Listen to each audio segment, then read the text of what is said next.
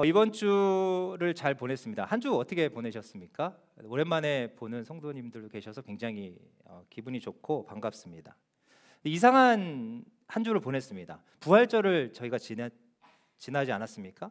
예수님의 고난을 묵상하고 주님이 부활하셔서 기뻤는데 이번 주는 고난 주간이 또 시작된 것 같았습니다.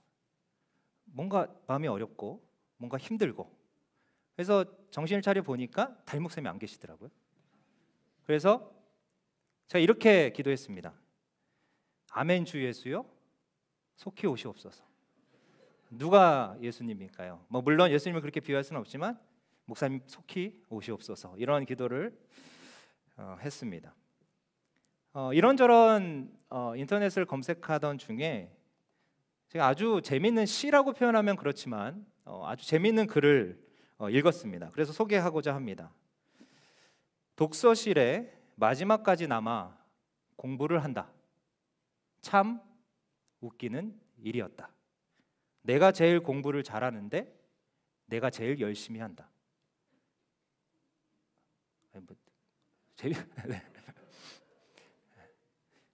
내가 제일 공부를 잘하는데 내가 제일 열심히 한다. 이게 누가 한 말인가 하면 이름을 밝히진 않았지만 서울대 의예과에 수석으로 입학한 그 사람이 자기의 공부 방법들이나 수기들을 이렇게 인터넷에 올려서 그러니까 공부에 대한 질문을 하는 사람들한테 이렇게 답을 해주고 있었습니다. 제가 이걸 읽고 이렇게 바꿔보았습니다. 교회의 마지막까지 남아 기도한다. 참 웃기는 일이었다. 내가 제일 믿음이 좋은데 내가 제일 열심히 한다. 청파중앙교회 부목사 땡땡땡. 전 아닙니다. 네, 전 아니고요. 분명히 익명을 얘기했기 때문에 근데 부목사가 한 명밖에 없네요. 네. 좀 모순과 프레임의 전환이 있으면 좋을 것 같습니다. 이 서울대 의대 수석으로 합격한 합격자가 이런 글도 남겼습니다. 제가 좀 읽어보겠습니다. 문제집 풀 때 맞출 수 있는 쉬운 문제는 제발 풀지 마라. 문제집은 틀리려고 푸는 거다. 내가 모르는 유형, 실수하는 유형을 알아내려고 문제집을 푸는 거다. 그런데 왜들 다 맞으면 좋아하는 건지 모르겠다. 다 맞으면 그 문제집 괜히 푼 거다. 시간 낭비한 거다. 공부라는 건 모르던 것을 알아야만 이루어지는 것이다. 그렇다면 어떻게 해야 공부를 하고 있는 건지 아느냐?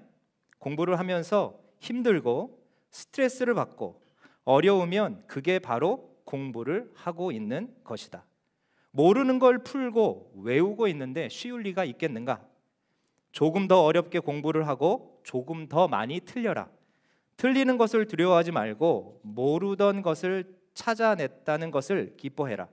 그렇게 공부를 하고 있다면 결국 넌 모든 것을 더 많이 알게 되는 것이다.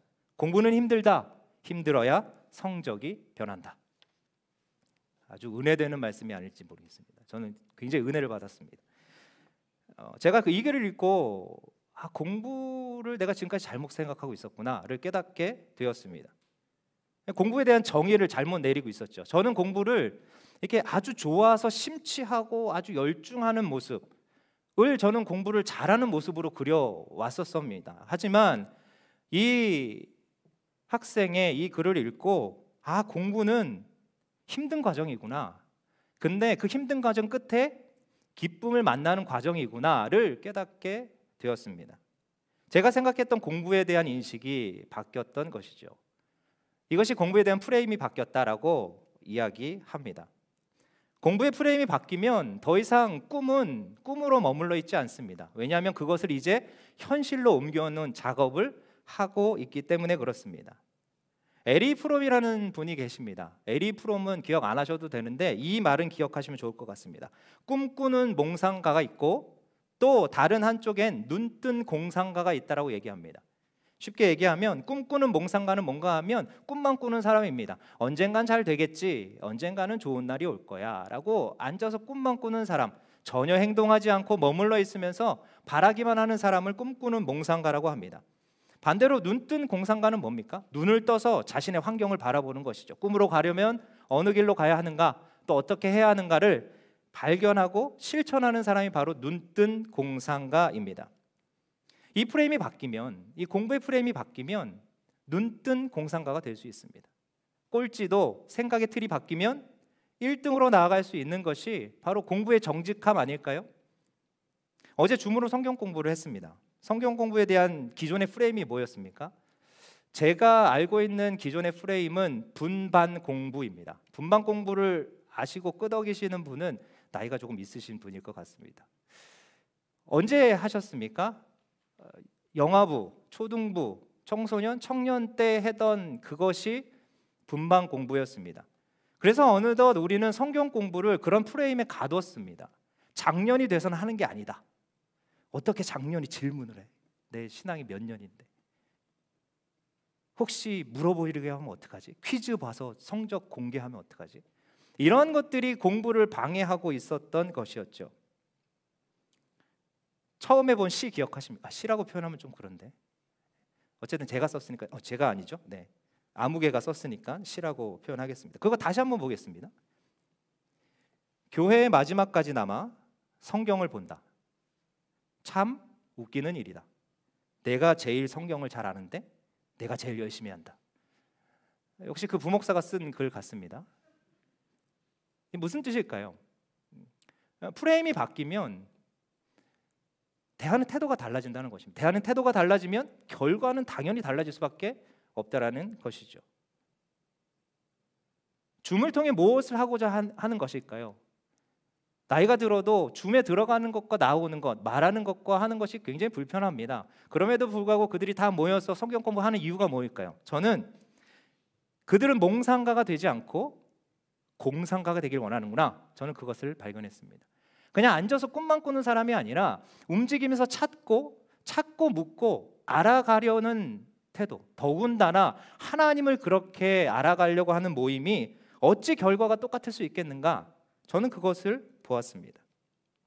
오늘 솔로몬의 재판도 이런 프레임의 전환, 또 생각의 전환의 모습을 보여줍니다. 상황은 우리 효정이가 잘 읽어주다시피 전혀 정리가 안 되는 상황이죠. 내가 내 아들인지 네가 내 아들인지 알 수 있는 건 두 여인뿐입니다. 이 재판이 너무도 유명해서 우리는 결과를 알고 있어서 우리는 누구나 솔로몬처럼 현명하게 재판할 수 있을 것이라고 생각을 합니다. 만약에 근데 여러분이 그 재판의 현장에 있었고 그 재판을 해야 하는 재판장의 자리에 앉는다면 여러분들은 어떤 근거로 그렇게 판단할 수 있겠습니까?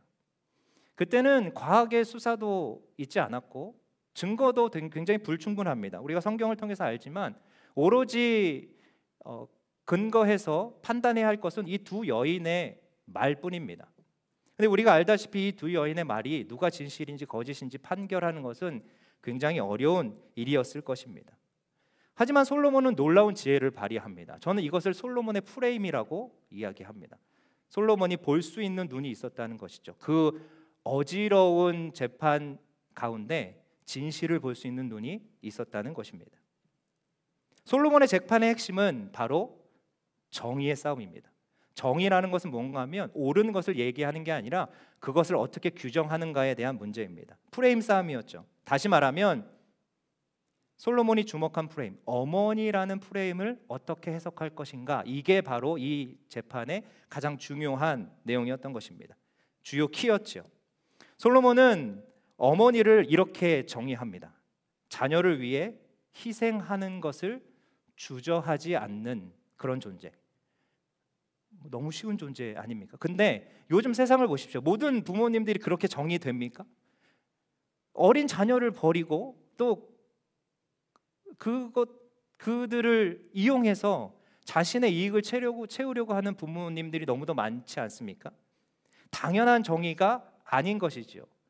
물론 올해부터 배워와서 당연하다고 생각하지만 우리가 실제 생활에 나가서 이렇게 정의하기란 쉽지 않은 내용일 것입니다. 솔로몬은 자신이 살아있는 아이를 죽이라고 명하면 분명 진짜 어머니는 그 프레임을 작동시킬 것이라는 것을 알고 있었습니다. 자기가 나서서 대신 죽겠다고 하거나 혹은 그 아이의 생명만을 살리기 위해 어떤 조치를 취할 것이라는 것을 솔로몬은 봤죠. 그래서 그가 이렇게 한 것입니다. 솔로몬의 프레임은 그 문제의 본질을 꿰뚫는 힘이었죠. 자, 이제 우리가 솔로몬의 자리에 앉는다라고 한번 생각해 보고 판단의 근거를 찾아보면 좋을 것 같습니다. 여러분들은 어떤 프레임을 작동시켜서 이 재판의 결과를 이끌어 내겠습니까? 성경이 재밌게도 이 단서를 넣어 놓습니다. 이 어머니의 직업이 창녀입니다. 저는 많은 사람들이 이 프레임에 걸릴 거라고 생각합니다. 야, 그런 직업을 가진 사람의 말을 믿을 수 있어? 어머니라고 하는 것은 맞아? 그렇게 신뢰할 수 없는 사람들의 재판을 할 필요가 있어? 이 지점에 많은 사람들이 걸리지 않을까요? 그리고 또 하나, 둘이 첨예하게 대립하면 어떻게 판결을 냅니까? 힘을 가합니다. 소위 얘기해서 조선시대처럼 주리를 트는 것이죠. 그래서 진실을 얻어내는, 혹시 그러한 프레임을 사용하진 않았을까? 제가 만약에 그랬다면 전 감히 솔로몬의 이러한 지혜를 발휘할 수 없었으리라고 생각합니다. 왜냐하면 저는 그런 직업의 프레임, 세상의 프레임, 또 힘의 프레임에 익숙해 있기 때문에 그렇습니다. 그런데 이상하게도 이 솔로몬은 하나님이 주신 지혜로 이 어려운 문제를 해결합니다. 누구나 당연하게 생각하고 그거 해결하기 전까지 너무도 어려웠는데 해결하면 당연한 문제, 그것이 진짜 어려운 문제입니다. 그렇지, 어머니는 그렇게 행동하지, 솔로몬이 참 지혜 있구나. 그런데 성경에서 이 모든 사건이 끝나고 나서, 재판이 끝나고 나서 이상한 장면을 우리에게 보여줍니다. 그것이 바로 28절의 말씀인데요, 제가 봉독하겠습니다. 온 이스라엘이 왕이 심리하여 판결함을 듣고 왕을 두려워하였으니 이는 하나님의 지혜가 그의 속에 있어 판결함을 봄이더라. 중요한 건 무엇입니까? 두려워했다라는 것입니다. 우리 왕이 정말로 판단을 잘하는구나라고 생각하지 않고 두려워했다라는 것이죠. 이들이 왜 두려워했을까요? 마치 하나님이 내려오셔서 판단하시는 것 같은 것을 보았기 때문에 그렇습니다. 무엇입니까? 핵심을 볼 줄 알았기 때문에 누가 우리의 핵심을 판단하는가? 그들은 과거 하나님께 말씀 들은 것들을 기억합니다. 하나님은 우리의 중심을 보시는구나. 솔로몬도 우리의 중심을 보고 있네. 두렵구나. 이렇게 생각하게 되는 것이죠. 솔로몬이 어떻게 하나님의 프레임, 눈을 갖고 있었을까요? 어떻게 마치 솔로몬이 재판하는 것이 다른 백성들이 하나님이 재판하는 것 같은 모습을 보게 만들었을까요? 다른 성경을 찾으면 여기에 대한 해답이 나옵니다. 솔로몬의 기도에 솔로몬의 지혜가 나와 있는 것이죠. 열왕기상 3장 7절부터 9절입니다. 우리 함께 봉독하면 좋을 것 같습니다. 시작. 나의 하나님 여호와 주께서 종으로 종의 아버지 다윗을 대신하여 왕이 되게 하셨사오나 종은 작은 아이라 출입을 할 줄 알지 못하고 주께서 택하신 백성 가운데 있나이다. 그들은 큰 백성이라 수요가 많아서 셀 수도 없고 기록할 수도 없사오니 누가 주의 이 많은 백성을 재판할 수 있사오리까? 듣는 마음을 종에게 주사 주의 백성을 재판하여 선악을 분별하게 하옵소서. 솔로몬이 자기를 뭐라고 이야기하냐면 아이라고 얘기합니다. 그래서 아이가 기준이 되지 못한다라는 것을 하나님께 얘기합니다. 하나님, 나는 프레임을 설정할 정도로 그렇게 능력 있는 사람이 아닙니다. 어떤 기준을 갖고 있어서 그 기준대로 판단할 수 있는 그런 인생이 아닙니다. 하나님이 내 기준이 되어주시지 않으면 제가 판단할 수 없습니다. 하나님, 제 기준이, 제 프레임의 기준, 제 판단의 기준이 되어 주시옵소서. 이렇게 기도했다라는 것이죠. 그리고 9절 마지막에 선악을 분별하게 해달라라고 얘기하고 있습니다. 선악을 분별하게 해달라라는 얘기를 들으면 우리는 창세기의 한 대목이 떠오릅니다. 바로 뱀이 하와에게 한 이야기죠. 너가 선악과를 먹으면 선악을 분별할 수 있다라는 것입니다. 하와는 그것 때문에 넘어갔습니다. 선악을 분별하는 주체가 내가 되고자 했기 때문에 그렇습니다. 우리는 다 이 욕망이 있죠. 하지만 솔로몬은 아니었습니다. 하나님, 나는 구분할 수 못합니다. 하나님이 구분해 주십시오. 나는 그냥 주님이 하시는 말씀 듣고 판결만 하겠습니다. 이렇게 얘기하는 것이 바로 솔로몬의 기도입니다. 솔로몬의 기도에 하나님이 어떻게 응답하실까요? 10절에서 12절입니다. 함께 봉독하겠습니다. 솔로몬이 이것을 구하매 그 말씀이 주의 마음에 든지라. 이에 하나님이 그에게 이르시되 내가 이것을 구하도다. 자기를 위하여 장수하기를 구하지 아니하며 부도 구하지 아니하며 자기 원수의 생명을 멸하기를 구하지 아니하고 오직 송사를 듣고 분별하는 지혜를 구하였으니 내가 내 말대로 하여 내게 지혜롭고 총명한 마음을 주노니 내 앞에도 너와 같은 자가 없었거니와 내 뒤에도 너와 같은 자가 일어남이 없으리라. 하나님이 솔로몬의 기도에 옳지 그거다 이렇게 박수를 치시는 것 같습니다. 주의 마음에 든지라라는 성경 구조는 찾기 굉장히 힘듭니다. 근데 그 기도가 끝나자마자 주님이 그냥 얘기하고 싶으셔서 박수를 치면서 야 그래 그거지 이렇게 얘기하시는 것이죠. 왜 이렇게 하나님 박수를 치시면서 맞다고 하실까요? 너가 나에 대해서 정확하게 정의하고 있다라는 것을 알았기 때문에 그렇습니다. 솔로몬 너가 나를 정의하고 있지? 근데 그 정의가 딱 나야 이렇게 얘기하시는 게 바로 하나님의 말씀인 것이죠. 솔로몬 너는 너의 필요를 채워줄 그 하나님을 기다리고 있지 않는구나. 너의 모든 인생을 이끌어줄 하나님을 기다리는구나 라는 것을 하나님이 보신 것이죠. 뭐라고 말씀하십니까? 세상에 오래 살기 위해 하나님께 기도하지 않는구나. 세상에 부를 쌓기 위해 하나님을 바라지 않는구나. 너의 원수의 문제를 해결하기 위해 주님을 사용하지 않는구나. 그러면 너의 프레임은 맞다라는 것입니다. 그래 나는 그러기 위해서 너와 함께 있는 거야 라고 얘기하시는 것이죠.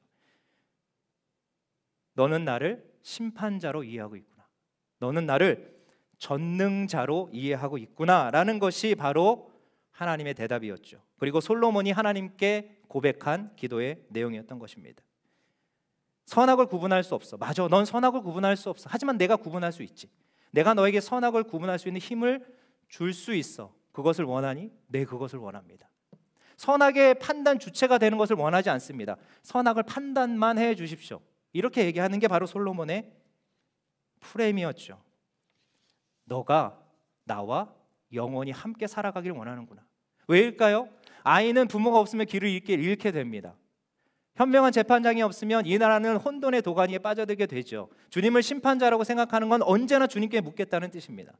내가 아이라는 뜻은 언제나 주님의 뒤를 따라가겠다는 의지의 표현인 것이죠. 그렇다면 내가 너의 주가 되겠다라고 표현하시는 것이 바로 하나님의 말씀인 것이죠. 또 이렇게 얘기하십니다. 13절 14절입니다. 계속해서 함께 봉독하겠습니다. 내가 구하지 아니한 부귀와 영광도 내게 주노니 내 평생의 왕들 중에 너와 같은 자가 없을 것이다. 내가 만일 내 아버지 다윗이 행함같이 내 길로 행하며 내 법도와 명령을 지키면 내가 또 내 날을 길게 하리라. 너가 진짜 나를 그렇게 생각하냐? 나를 진짜 전능자라고 생각하냐? 너의 인생을 인도할 인도자라고 생각하냐? 그러면 내가 이끌어가겠다. 이 얘기를 하시는 것이죠. 내 프레임으로, 내 눈으로, 내 힘으로, 또 내 열심으로 너를 끌어가겠다. 그러나 잊지 말아야 할 것이 한 가지 있다. 무엇인가 하면 너희 아버지 다윗이 가졌던 프레임이다. 어떤 프레임? 주는 나의 선한 목자. 왕된 자리에서도 하나님을 찬양할 수 있는 그런 하나님에 대한 정의, 올바른 정의를 너도 갖고 있어야 한다. 그것을 벗어나면 너는 파멸하게 될 것이다 라고 하나님께서 그렇게 말씀하십니다. 솔로몬은 참 지혜로운 자입니다. 지혜로운 자란 뜻은 올바른 프레임을 갖고 있었다는 뜻입니다.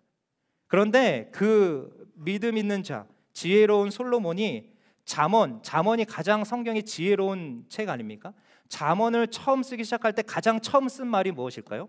잠언 1장 7절입니다. 여호와를 경외하는 것이 지식의 근본이다. 여기서 시작하지 않으면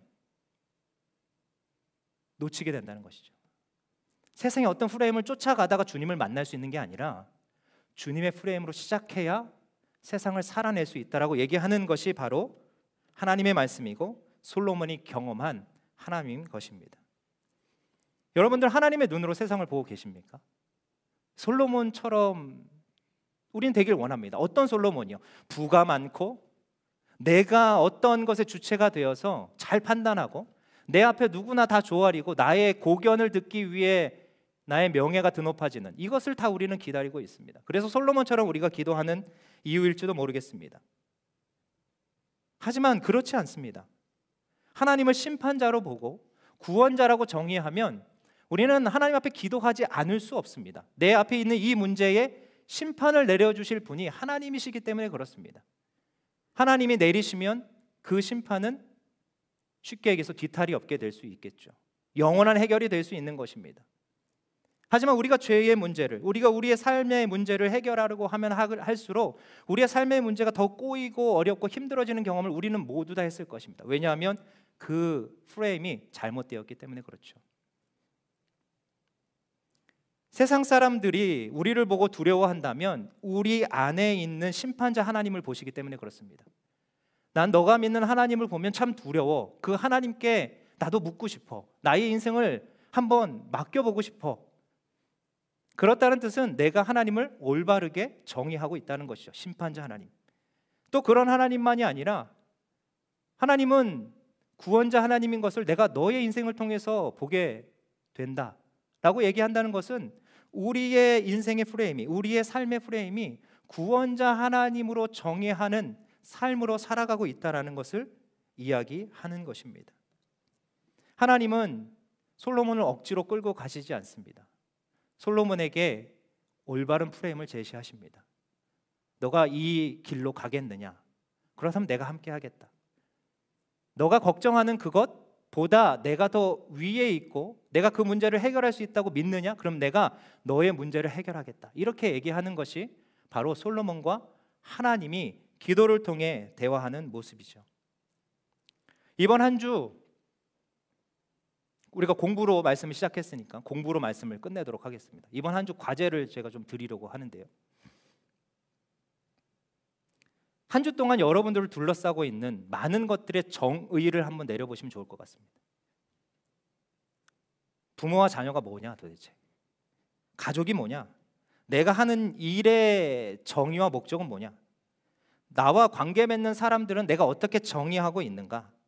교회는 뭐고 예배는 뭐고 신앙과 믿음은 뭐냐? 그리고 무엇보다도 하나님을 내가 어떻게 정의하고 있는가를 돌아본다면 우리는 솔로몬의 기도의 첫 시작점에 서 있을 수 있게 되는 것입니다. 그리고 우리가 그것을 판단하고 기도하는 것이죠. 아, 하나님만이 정의시구나. 하나님만이 공의시구나. 하나님만이 우리를 인도하시는 주님이시구나. 그것을 올바르게 기도하면 하나님이 우리의 기도를 들으시면서 솔로몬의 기도처럼 박수를 치시면서 맞다. 그거다라고 얘기하시는 것이죠. 어쩌면 우리는 사회적인 세상적인 프레임으로 갇혀서 하나님을 보지 못하고 있는 것일지도 모르겠습니다. 하나님이 주시는 어떤 부산물 때문에 어떠한 작은 선물 때문에 그 큰 영광의 하나님을 보지 못하고 작은 프레임에 갇혀서 인생이 이것이 전부인 줄 알고 살아가는 솔로몬은 그렇지 않았습니다. 솔로몬은 약하다고 얘기했지만 그 큰 하나님의 영광을 보았고 나는 할 수 없다라고 고백했을 때 누구보다도 할 수 있는 능력을 얻게 되었습니다. 키는 하나님이 갖고 계시는 것이죠. 여러분들의 프레임을 한 주 동안 정리하게 되면 아마도 많은 부분에 솔로몬의 재판장에서 다른 판결을 내리겠다라고 스스로를 돌아보시게 될 것입니다.